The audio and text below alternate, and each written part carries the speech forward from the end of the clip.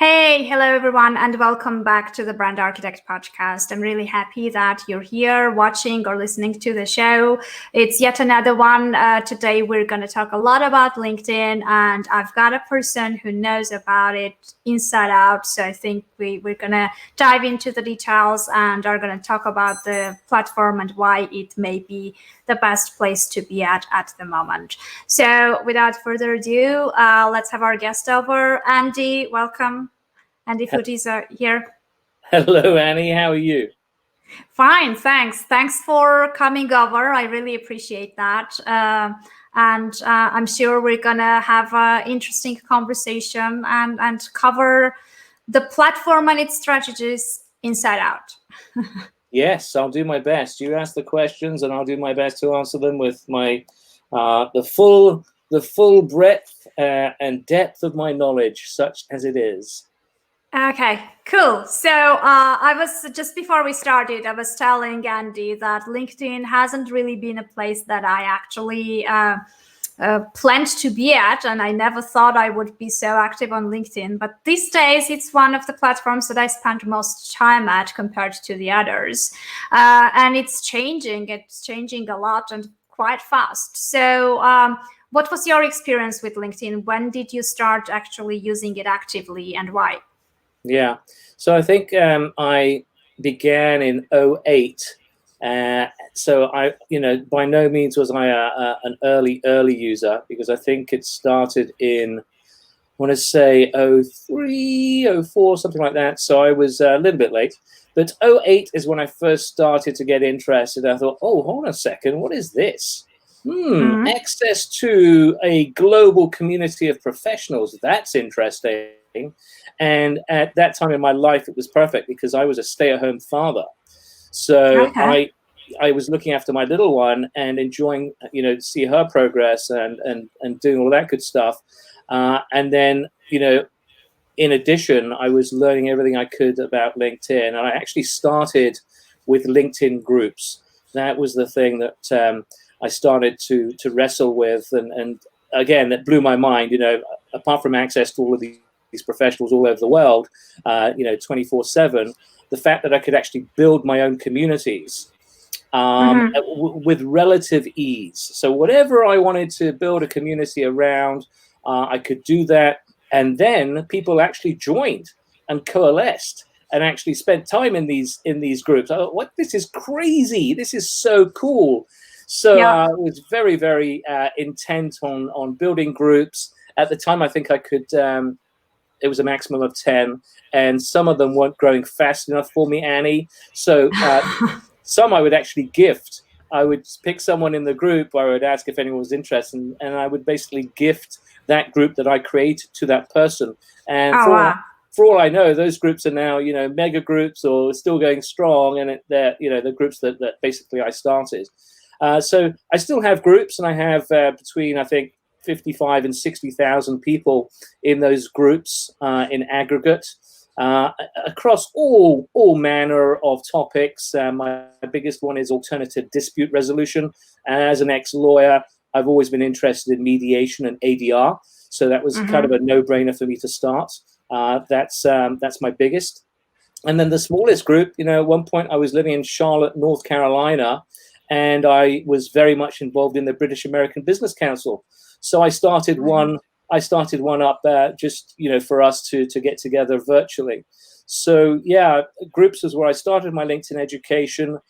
That's how I got to know how the platform works.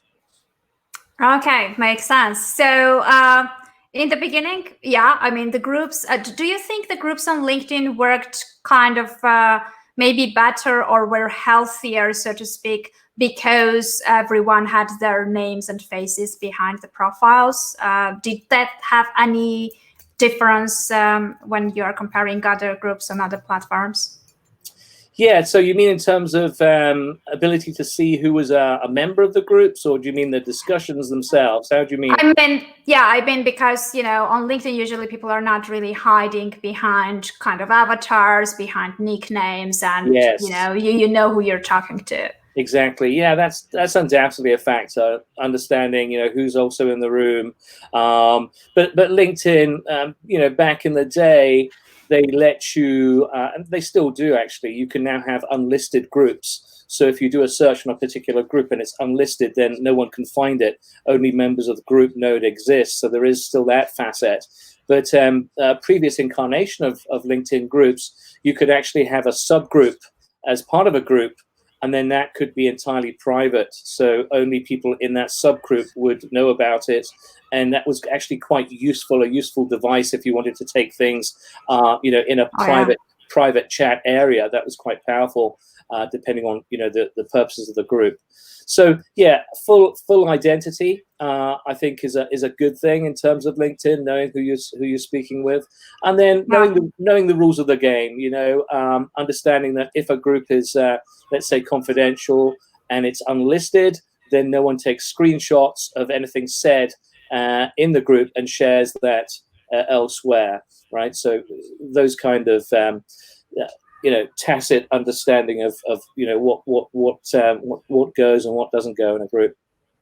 Okay, I see. So from 2008 until now, I think LinkedIn platform has changed a lot, and in terms of features, functionality, maybe even at some point, the types of the active user base as well, right? Now it's kind of transitioning now into something more social, I would say, probably, at least from the outside impression. That's many of us have been using LinkedIn profiles as our resumes, or just a static thing that was never changing. You just it was changing only when we were changing jobs, right?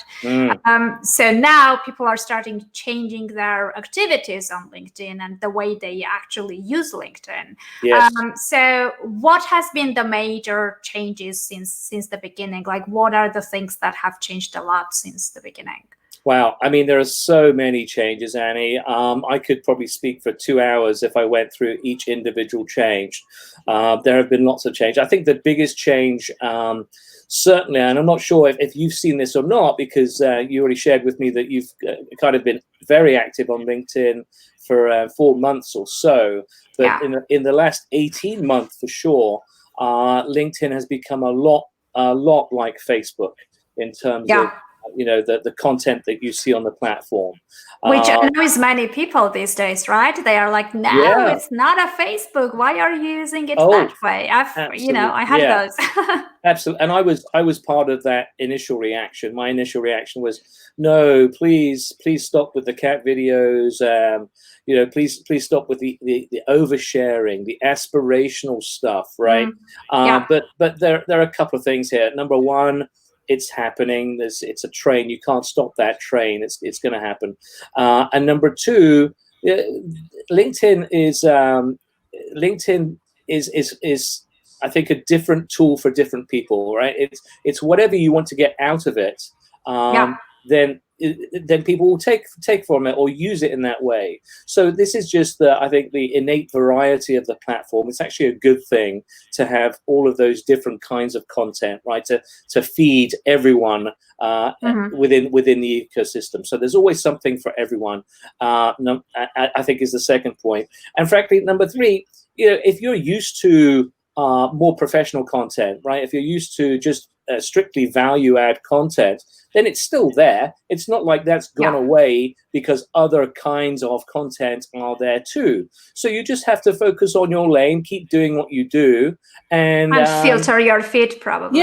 Exactly. That's what the new adjustment to the algorithm, right? The dwell time tweak. That's what that's all about. We can perhaps talk about that. But in terms of changes, since 2008. That's the thing about LinkedIn, and that's one reason that I so far have not written a book, is that as soon as I write a book sharing what I know, right, you've guessed it. You have to update it constantly. I'll have to update it with 20 or so, and they're not all big changes, but even the small changes, as an author, you want to be correct and you want to be up to date, and you don't want to be using screenshots that are suddenly, what's this? Because I don't see that on LinkedIn anymore. So that's definitely a challenge, I think, for all authors, but particularly with LinkedIn. And I think LinkedIn does that on purpose. They make all of these changes. Some are minor, and they don't herald them. They don't communicate these changes. They don't say, okay, we've changed this. And that's just been their MO, their modus operandi. That's the way they do it. And it's up to people like me and other people in the LinkedIn coaching community to actually point out, okay, this has changed. And my approach has always been not merely to address the change and to say this has changed, but to understand the why, right? Understand why has it changed. I think that's the sweet spot often in terms of your learning and how to best leverage the platform is if you understand the why behind the change, not necessarily, it's binary. It's okay, it's changed. Or it hasn't changed, right? It's why has it changed? And that's why my blog is called Linked Insights, because I want to go deeper than the usual. Yeah, absolutely. I mean, my observations about LinkedIn is even 4 months ago when I just started, it was easier to gain organic reach and exposure versus any other platform that I had tried so far. And probably the reason is it feels like, it's the only platform that has this balance between consumer, content creators and content consumers. It feels like, on this platform, there are more consumers than creators. So apparently it's kind of, it's easier somehow to get and find your own audience. Is that the right impression that I'm getting? Yeah, so I think so, because it is easy to find your audience, but it does take time. So, and then it's not as if I specialize in social media and content strategy across all of the channels. I stay in my lane. So I'm definitely a LinkedIn specialist. So I may not be as well informed about publishing elsewhere, Twitter or Facebook, wherever that is. So that's the first caveat. Well, that's the caveat. But I've been using a favorite expression for a couple of days now, and it's I'm an overnight success that took 10 years. So in other words, you may see people on the platform who are apparently doing really well in terms of reach and engagement, and it seems like every post they write, they are getting a tribe to come and coalesce around their content, and it looks great. I think what you don't see, Annie, is that the sort of the build up right to that level of success. I don't think you see that, because let's say when I was just starting, I would get crickets. I would get no traction, and the algorithm would seemingly hate my stuff. So that's a that's a challenge, right? Or maybe my content stinks, right? Maybe it's so bad that it didn't win the game, the publishing game. So I think you need to have a long-term view.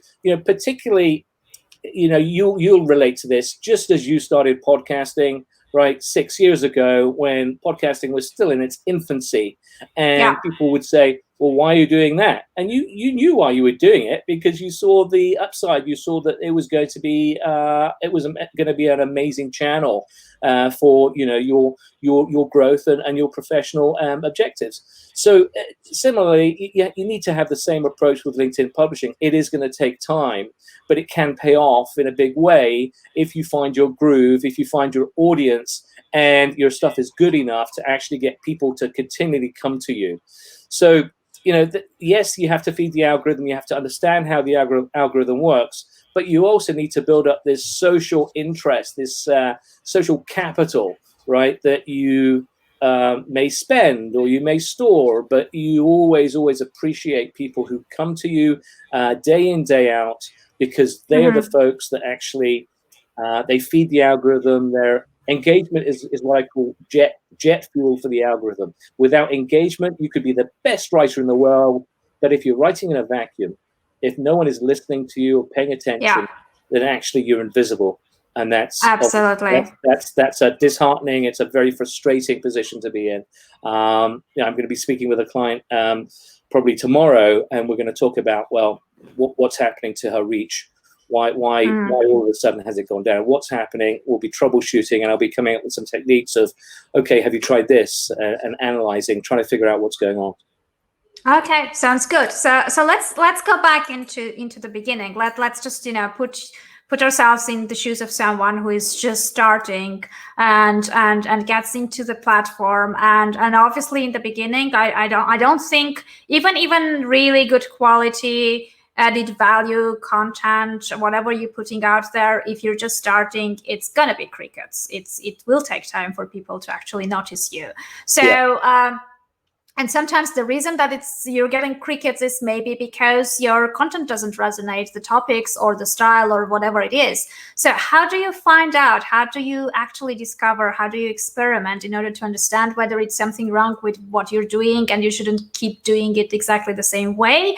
Or, you're doing it right, it just needs a bit of time to push through it, and then the results will be coming. Yeah, I think you answered your own question. It's all about experimentation and understanding. It's kind of like a golf swing, right? There are so many different facets to LinkedIn publishing that you need to make sure that they're all working correctly for you to hit that ball straight or where you want to hit it.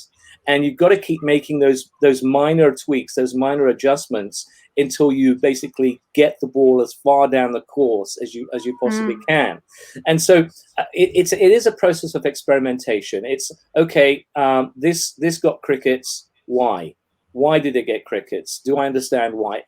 Don't proceed until you understand or you have an idea of why. Then change something. Do something different in the next post, and then see what happens. If you get more engagement, more reach, then clearly something's worked. Right? So it's got to be a process of observing what's happening, try to understand why, and then continue to experiment, continue to tweak until you see improvements. I think that's the basic process. I think there are other fundamental things like understanding, what your voice is. So the biggest realization for me as a writer was my early stuff was crap. Right, it was not good. It was weak. I was more in love with the words than the message, and I decided. I think I read something that basically said, "Hey, to be a good writer, you should essentially write how you speak," and that was the light bulb moment for me, because what enabled that to happen was that I could essentially write how I speak,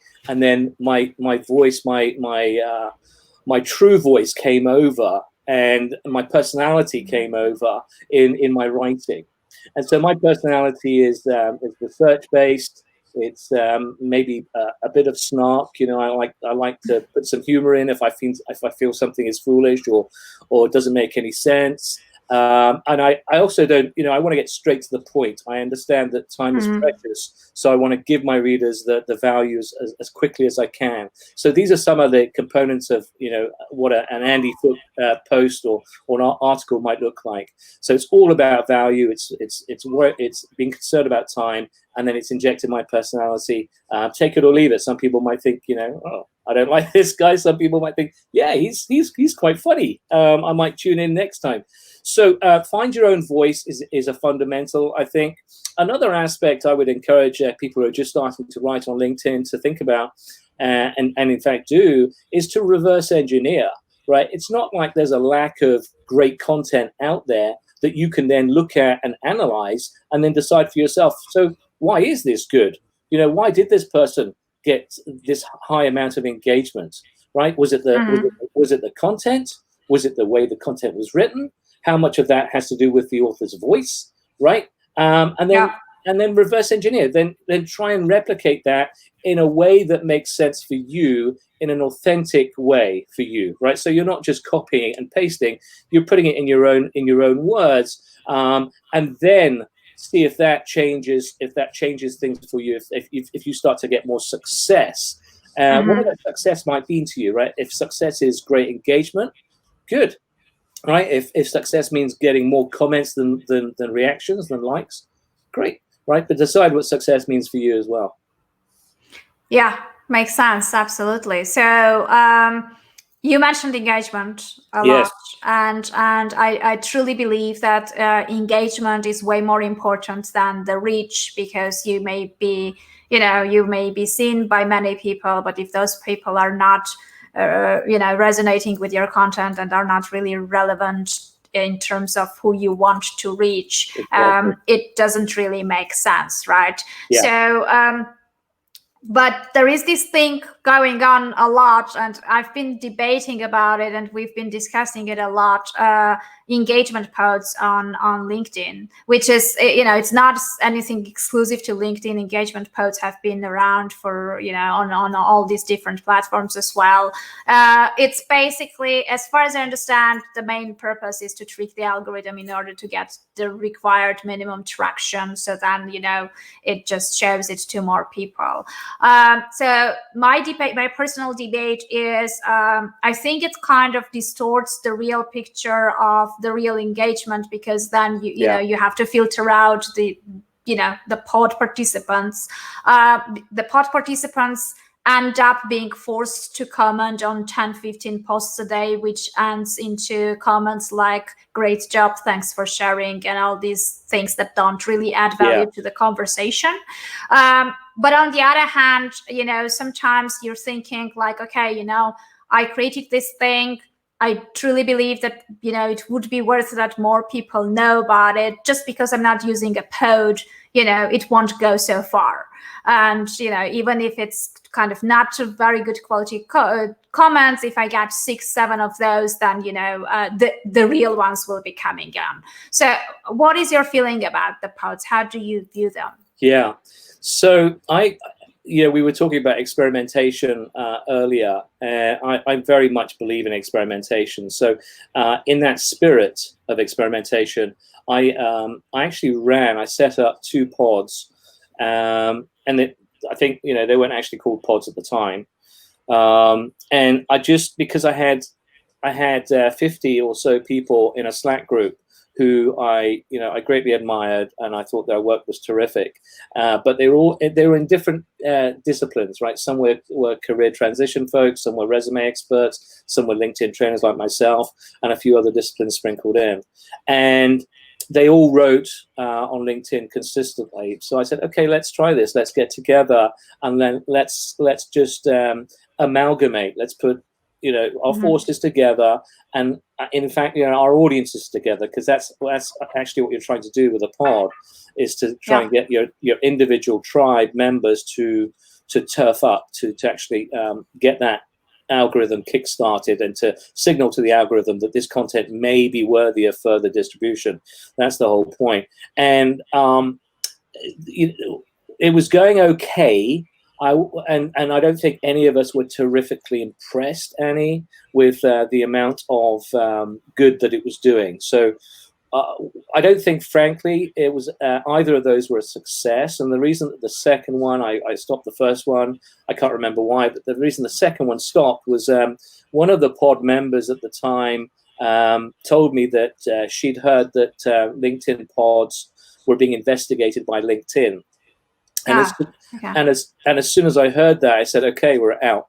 LinkedIn is my livelihood. And actually, go back a step. When I heard that, I went to LinkedIn and actually asked and said, so I run a pod. I understand. I've heard that that they're against the rules. Is that correct?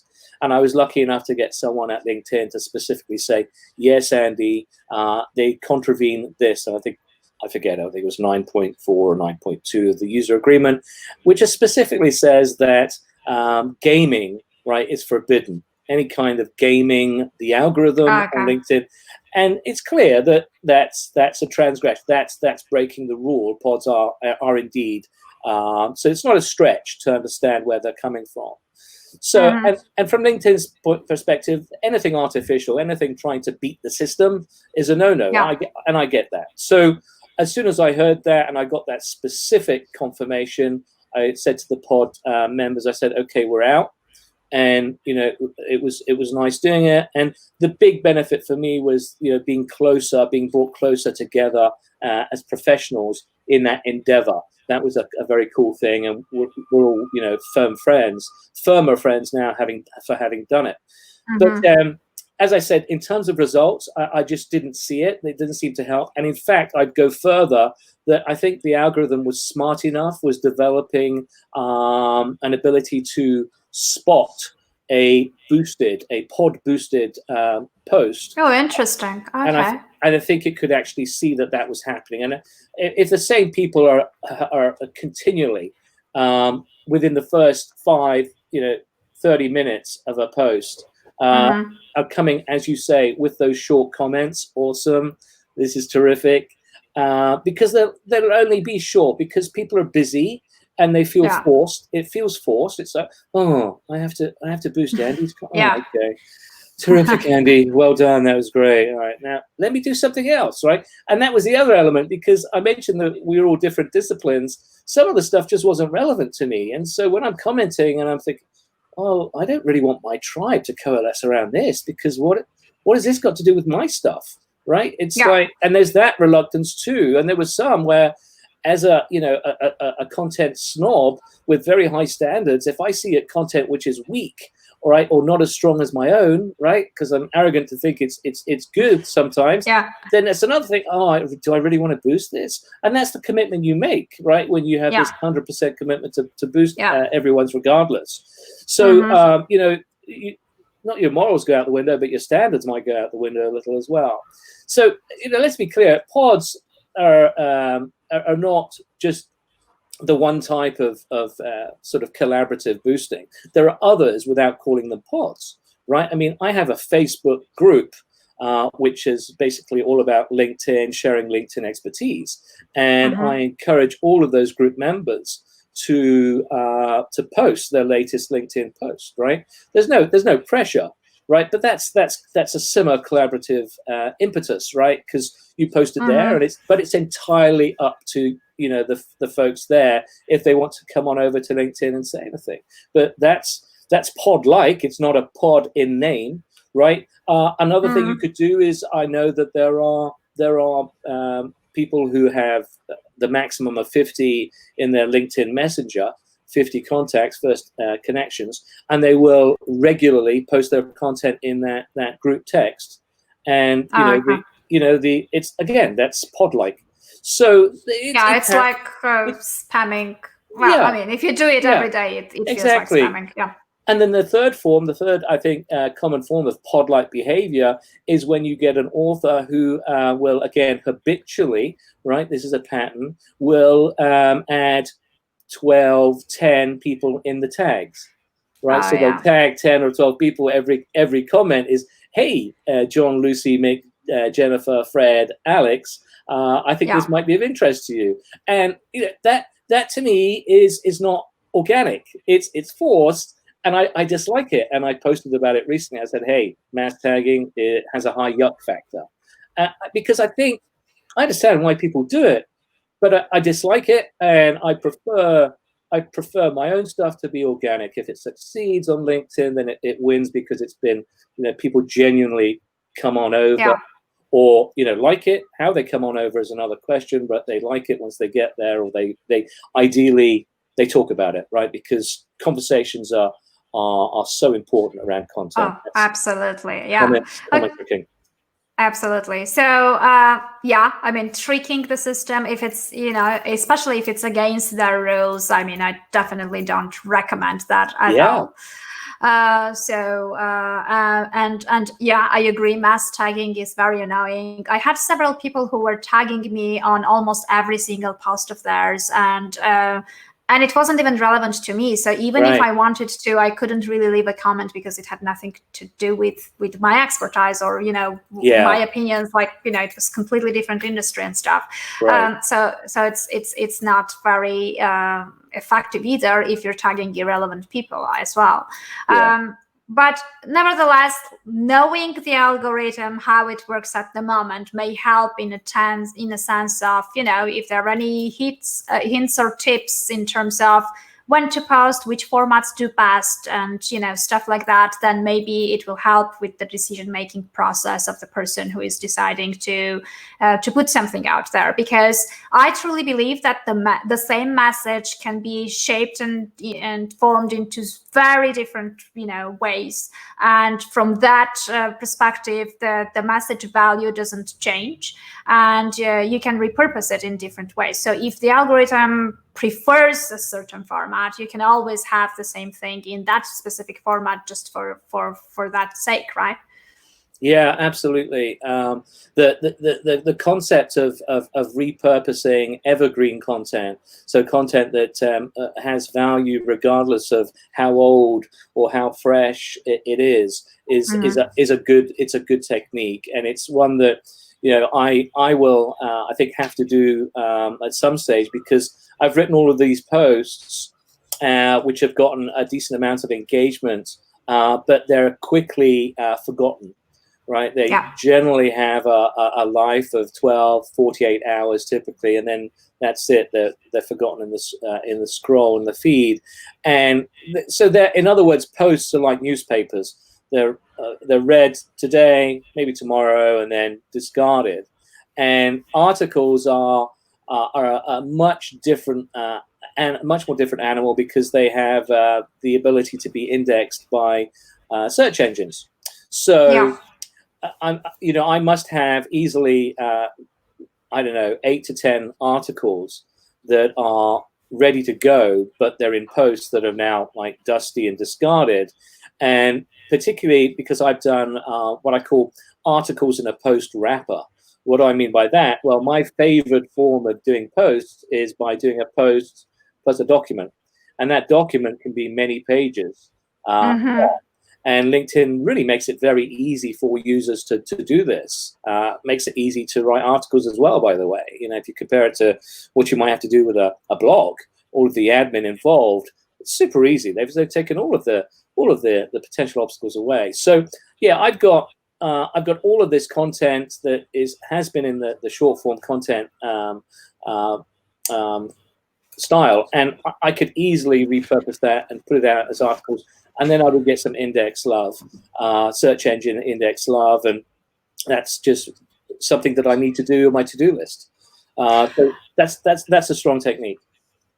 Okay, interesting, because LinkedIn articles never worked for me. I don't know why, but even if I was chopping down the same article into 3 smaller pieces and putting the other 2 pieces as comments, it still worked way better than when I was putting it into an article with an image, and it looked way nicer. So I don't know whether it was an algorithm thing. I presume it was, because the content was identical in terms of the text. I don't know. So that's an interesting point, because I think that the gut reaction is it hasn't worked for me, so therefore the algorithm doesn't like it, doesn't encourage it. So why doesn't the algo bot like articles?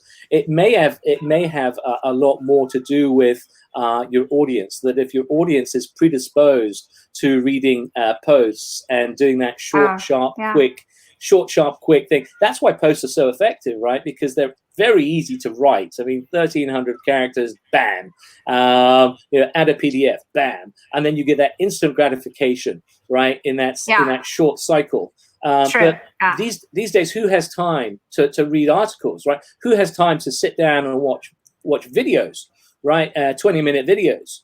Let's catch the replay when I've got time. So. I think it's very much user driven, all of this, right? But we do have people watching us already for half an hour, by the way. Yeah, good. That's good. I'd like some questions, but that's cool. Yeah. So I think that's the challenge. Is what I was saying earlier about my writing style is I'm very conscious of time, the time I'm requesting of my readers, and I know they have. It's a finite quantity, and they have other perhaps better things to do. So I want to make sure that I'm giving them the goods, and that's the same with articles. It's the same with posts, video. Frankly, whatever it is, it's got to have some inherent value. But a good friend of mine, Bruce Johnston, up in Toronto, he swears that the articles that he's written 3-4 years ago, he still gets prospects, right? He still gets people contacting me, because Google, all the other search engines are basically doing that work for him, because they do a search, they find it, go, oh, Bruce Johnson, yeah, he knows his stuff. I think I'll contact him. So, but you're right. I mean, most people, are focusing on posts, because that seems to be where the action is. Actually, not even the post. What works for me best, and like when I say best, I mean my figures are relatively small, but when I say best, I mean like 3 times more than anything else. Are nicely designed, very short, straight to the point slide decks. Yes, absolutely. Every time I put one up, I know it's going to perform better than anything else. Yeah. And it's strange. It's not like it's way more valuable, but probably it's kind of visually more appealing, or I don't know exactly why, but it always works. Yes, absolutely. I saw a good. Essentially, it was a one-pager, but it aggregated all the information about dwell time, and it was just in one page, and it was well laid out, and it was easy on the eye and easy to absorb. So it was like a poster. I forget the name for it now. I'm drawing a blank. But so that did very well, right? But did it get as many comments as a post, where the post asked questions about it? Because that's one of my favorite techniques, is to actually draw out the lurker, right? The person who is typically not going to engage. If you can get the lurker to vote, that's why I like polls, right? I love polls, because polls are like, oh, I just click on this, I'm done. Yeah. Right? Yeah. One click, few seconds, then you contribute. Exactly, yeah, absolutely. Exactly. Polls work really well. Yeah. So polls work really well, but polls that not only get the click, but also get the comment. So that's why my third option is something designed specifically to get comments, right? Because agree, disagree, it's not going to get many comments. But if you put A or B, then there's so there's a gray area here. Well, let's explore the gray area. What do you mean by this, Andy? And it can be something which is polemic, something that is strong views either side. And even badly designed polls, right? Because if you do something wrong on LinkedIn, you better believe that someone's going to point that out to you. Absolutely. Like if you do something wrong publicly, anywhere, it's definitely going to get noticed. It's probably a new. Yeah, we can use it as a tactic, actually. Like completely. Not all the time, obviously. No. I've made many errors, but whenever you have someone who takes the time to comment, thank you very much. Thanks very much for pointing out the error of my ways. I think errors are part of showcasing that you are human too, because I really, really hate actually when people pretend to be perfect in their content, in the way they present themselves, and kind of they polish everything, they post produce everything, they over post produce everything, and it kind of it intimidates your audience if your audience is not at your level, because they feel like you're too perfect for and it's just discouraging, I think. You wanted questions from the audience, so there you go. Let me try. Adam Posner, I know Adam well. He interviewed me. Hi, Adam. Yeah, we connected with Adam just a few days ago, I think. LinkedIn, week. Please. Yeah. I like it. Okay, so the comment is from Cyprian. He's thanking for your experience and insights, and he's very interested how to leverage different media for scientists to communicate their research outside of the academic circles. Wow. So research is your thing. You should know. Yes. No. So, well, I personally, thank you for the question, Cyprian. I would definitely go with a text, rather a post with the PDF attached, because then you can go to town. As I said, it's the article in a post wrapper, so you can do that, and then you can repurpose obviously that as an article. So it's not like you're doing double work, because you already have the information in the PDF. So I like it for those reasons, and I encourage you to do that. And as a scientist, I would not shy away from doing something creative, right? I would not shy away from doing, let's say, a Zoom call, and then loading that to LinkedIn. So you record the Zoom of having a panel of scientists discussing something, and then you put it on LinkedIn. You could do that. You could also do what scientists are not expected to do in terms of, write boring papers and share boring stuff, right? Think out of the box, think creatively. And then the other thing I'd actually encourage Cyprian to do is to form a community. LinkedIn groups have gotten a bad rap for a long time, and deservedly so, in my opinion, because LinkedIn management keeps on messing with them. It's a long story, but that's it in essence. But it doesn't mean that it still isn't a perfectly functional way of building a tribe. So, I would encourage Cyprian to think strongly about putting a group together, building a group, which he can do in 10 minutes on LinkedIn. And then he has a place, right, to have those discussions. And if they're on LinkedIn anyway, that's not too much of a reach, right? If your fellow scientists are already there, then you get you get notified. You can then be in control of the discussions, et cetera, et cetera. So it's a good place to meet, and it's a good place to share. And then you can obviously talk content ideas there too, and share what works and what doesn't. So I would say, do that. I would say think creatively as a scientist in terms of content strategy. Don't do the scientist thing. Try and do something else. I would say form a group, and then I would also say reverse engineer. Look at other people who are already in the science biz, right? Who are doing content well, and then figure out why it's working well for them and how you can use that to your benefit. Those three things. Podcasts, absolutely podcasts. Podcasts, as Annie knew all that time ago, are all the rage, and they're all the rage because they're easily consumable, right? Because people will listen to them and they'll be doing something else. They'll be driving to work, they'll be walking their dog, etc. They'll be preparing something in the kitchen. It's on in the background, and if your mind is tuned into that, then it's a great way to keep informed and just keep in touch with whatever it is, the topic. Absolutely, I really love the podcasting format because, and in the beginning it was purely audio podcast, and until now audio kind of format is what is consumed most. And I think it's audio format really has two main advantages. First, the one you mentioned, that you can reach out people that you can't reach out in any other shape or form in terms of format, because they can't do anything else while they are jogging, when they are in the gym, when they're driving and all that stuff. Most of my listeners were listening to my podcast when they were commuting to work and coming back driving. So obviously in that circumstances, you can only do that, right?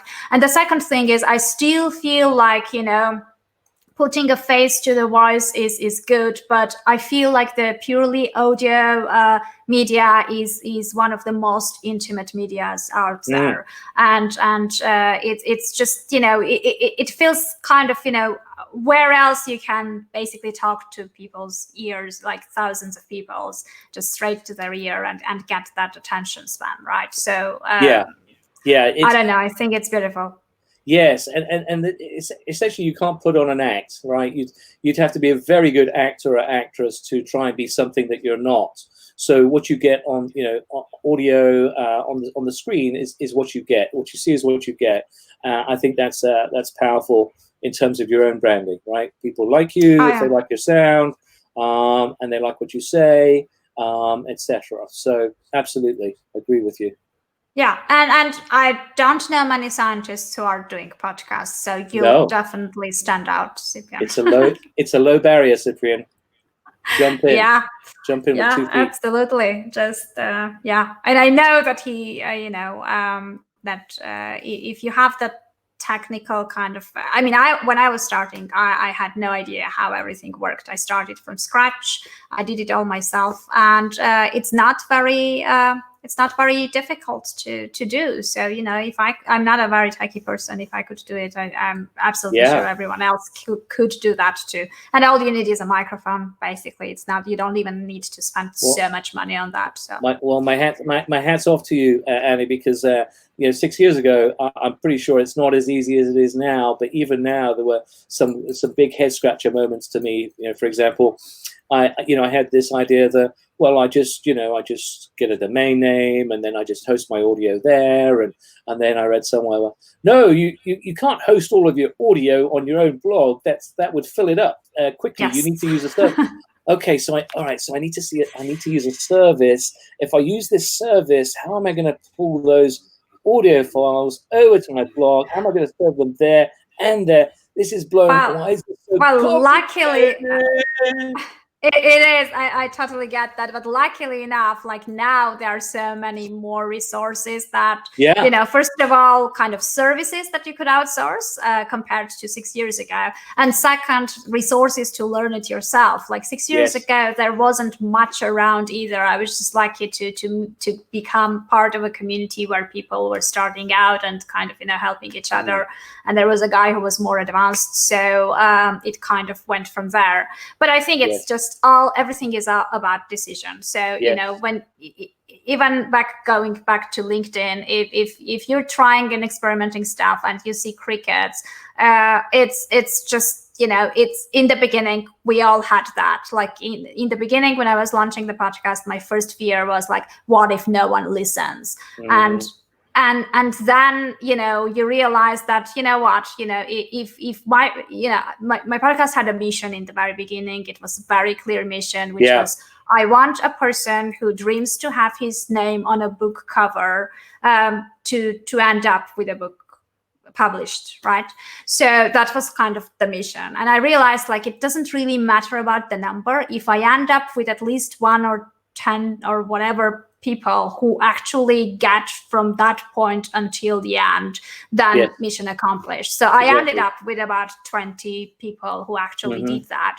So the rest didn't matter. And obviously, it grew with the time. If you are consistent. On LinkedIn too, you get consistency aspect that is very important. Yes, absolutely. It's what I was saying earlier about being an overnight success that took 10 years. If you're consistent, then if you take as an example the tribe, the people who will follow you, the reason they follow you is because you're consistently pushing out the same kind and the same quality of content. So if you continue to feed them in terms of their education, their knowledge, whatever it is they're seeking from you, then that consistency is key. So it boils down to, for me, it's the quality and the type of content. And frankly, it's an easy one for me, isn't it? Because I'm a LinkedIn guy. I'm on the LinkedIn channel. So frankly, all of it, everything I say, barring the opinionated stuff, which you can take or leave, that should be of relevance. So now I have high relevance in theory on this channel. So that certainly helps.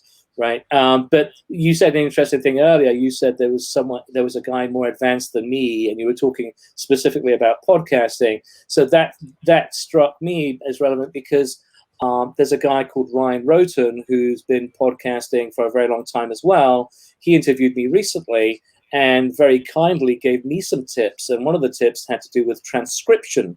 And I mentioned, oh, yes, I was kind of dismissive. I said, yeah, I've got Otter.ai. I'm using them. And I thought I was all cool and sophisticated. But then I saw something that he did, Annie, which was really neat, which Otter doesn't have this capability. It's essentially, it's showing a short video of transcribed text. And he said, oh, yeah, that's scripted, right? Scripted was the service he was recommending to me. So now I'm gonna cancel my Otter.ai subscription and I'm gonna use Scripted, because he also then took the time to educate me about other things that Scripted did, which Otter.ai couldn't do. So, for example, take the ums and the ahs out of transcription. So it takes, if you do transcription, what you're looking for is software that just works. Right. Yeah, I mean, I have issues with transcription services because my accent is not very easy to get picked up. So then I correct too many things. It takes a long time. Yeah, it takes a long time. Does. And in my case, it does. So that's unfortunate. I mean, in terms of SEO, of course, if you want to get that, the SEO love, then show notes are obviously going to be key. So that's something, again, it's something that I have to do. But thanks to Ryan and the person who's a little more advanced than you are and has got that experience and is willing to share that experience with you, that's tremendously useful, because it cuts time down and it makes you a better professional. So you don't make the same mistakes, right? Yes. bypass the mistakes and you learn on others. Yeah. He could have saved me 5,000 hours in 10 years. In 10 years, right? Yeah, absolutely. No, so if we have to wrap it up, so LinkedIn platform, obviously, it's worth at least getting on it and experimenting. Absolutely. It's worth kind of, trying to see how it works for you and trying to get an audience around you, drive them to groups, maybe to have this community feeling and discussions and everything else. The interesting thing that everyone is trying to do and not achieving very well, not everyone is achieving it very well, is, as soon as we see someone for whom something works, then you end up like seeing another 10, 15, 20 people who are doing almost the same, using the same format or the same idea. And then it doesn't work anymore because it's not them, whoever they are copying, right? Finding that certain uniqueness of yourself and showcasing that the right way is what people are struggling a lot with. So do you have any process on how to do that? Like, how do you, let's say someone doesn't really know what's so unique or different about him, so he could have it as part of his voice, his content, the way he presents himself on the platform? Yeah, it's a really, really good question. It's a tough one as well. I'm not sure. I think, I get why people do the copycats. I understand why people might be inclined to try and replicate someone else's success by doing more or less the same thing with content. But I think I would go back to storytelling. I would try and think about, what is your story and how do you develop that and how do you communicate that in a way that is both informative and interesting and memorable. So if I take as an example, the about section, right? What used to be called the summary on LinkedIn. One of the things I do, continually for my clients, and one of the things they pay me for is I essentially distill and I tell their story. I figure out what's important in terms of their professional objectives, and I write it for them. And they like it because I managed to encapsulate. I managed to figure out what makes them tick and what's important about them and what readers will be interested in reading about them. And in fact, decision makers will want to know about them in order to take the next step. That's what I do. And I think the same process I think applies to people who are producing any kind of content on LinkedIn. Is start with the basics. What is your story, right? Is that an intrinsically interesting story? Yeah, it is, right? Because everyone's got something very interesting about them, right? Regardless of what you've done in life so far, even if you just started off as a graduate, you've got a story to tell because of your experience to date. So figure out what your story is and what you want to share with people, right? And then figure out the best way to share it, right? Is that via video? Is it a podcast? Is it content, writing, etc. Right? Figure out the channel, the best channel. So many options. Yeah. There are so many options, right? LinkedIn stories coming, right? In Brazil, in Holland, coming to the US soon, right? So those short, those short videos, Instagram style. So yeah. Now those who are not happy with the Facebook element of it, with stories, it will get even worse. They're gonna go nuts. They're jumping up and down nuts at just the prospects. Why is this stuff in my stream? Well, you can just scroll on by. You don't have to watch it, right? And then some will start dancing, and we will have TikTok coming in. So yeah. Well, absolutely. Whatever works for you. It doesn't really matter about the criticism or other people. If it doesn't float your boat, then who cares, right? Change the channel. Just as long as it works for you, as long as you're comfortable doing it and you're getting something out of it. But yeah, figure out what your story is, find a great way to tell it, And then keep doing that, right? Keep telling different stories or different messaging, different different areas that you're interested in. If you're interested in it, sometimes that's enough, and then you'll find people who are interested in it for whatever reason, because it's interesting to them too. So we're all fascinating in our own right. We all have a huge variety of interests, and in theory, there are enough actions out there. There are enough people willing to comment and to, if they find you, gather around you. And some of the best relationships I've built have been around comments on my content, because that's how I get to know people. And it's having that genuine dialogue, that genuine discourse around content. I've called comments around content, I've called them the new groups, because that's what they are.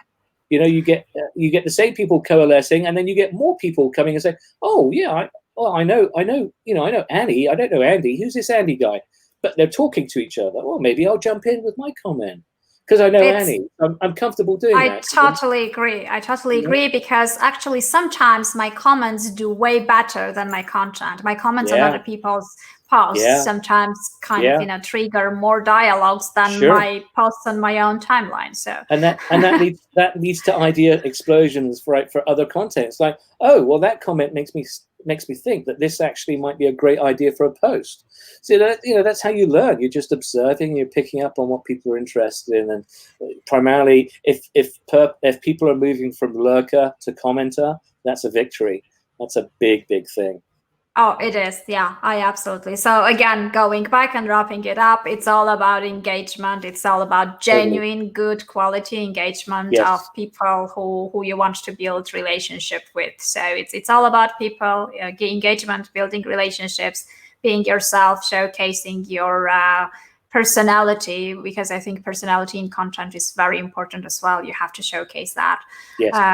And I guess it's just, as we said, persistence and pushing it forward. No, overnight success is something that many want to leave the impression of, but it never happens. So we all have. It's not real. It's not real. There's been a lot of crap content before you see people succeeding, for sure. And then be comfortable in your own skin, right? Embrace who you are. Smile. Get along with as many people as you can, but just be and do you.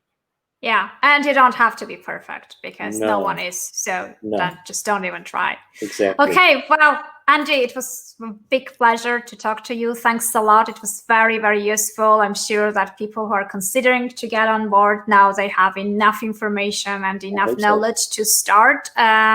Those who have started can kind of, step up the game as well. So thanks a lot for your time, and for everyone who was watching, thanks for sticking around. And if you want to get more of those episodes and not miss anything, please make sure that you subscribe to the podcast on iTunes and Spotify. And if you leave me a review, you'll make my day as well. So there you go. Okay, thanks a lot. Take care. Thanks, Annie. Thanks so much. Bye. Bye-bye.